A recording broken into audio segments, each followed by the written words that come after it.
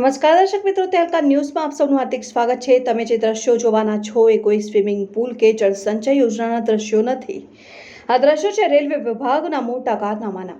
Railway વિભાગ દ્વારા તમામ રેલવે ફાટકો બંધ કરી એમાં અંડરપાસ બનાવ્યા છે। વલસાડ જિલ્લાના ઉમરગામ તાલુકાના ડહેલી ગામ પાસે બનેલો અંડરપાસ આખા વર્ષ દરમિયાન વરસાદી પાણીથી ભરાયેલો રહે છે। અંડરપાસ બનાવવા પાછળ લાખો રૂપિયાનો ખર્ચ કરવામાં આવ્યો છે, પરંતુ હવે આ અંડરપાસમાં 10 થી 12 ફૂટના પાણી શાળાના બાળકો, સ્થાનિકોને રેલ વ્યવહાર માટે જોખમી છે।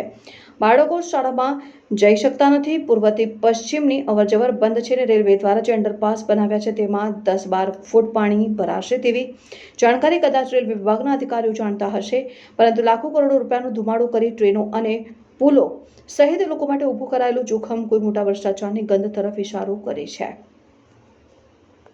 આ તો સાગપાડા, ગોરાતપાડા અને શ્રીસપાડા, હા આ તો ફિક્સ જ આ ગામના ને બાકીના બી માણસ અહીંથી અવર જવર કરવાવાળા હતા। હા, હાઈવેથી તો અહીંથી બધા પસાર થવા, નોકરીવાળા છે, સ્કૂલવાળા છે, કેટલા મહેત થયા તો બી કાઢવા સારું અહીંથી તકલીફ પડે અમારે। આ જ અમારે વધારેમાં વધારે સમસ્યા। આજે એનો ઉદ્ઘાટન કર્યો અને બીજા દિવસથી જ આમાંથી ગરનાળામાંથી નહીં જવાય તેવું પોઝિશન થઈ ગયેલી એમ। આજે જો પાણી એકદમ આખો ઉનાળામાં આખો ફૂલને ફૂલે જ રહ્યો એમ આખો। હમણાં તો ચોમાસામાં તો પાણી ફૂલે જ છે, પણ ઉનાળામાં બી આખું પાણી ફૂલે જ હતું।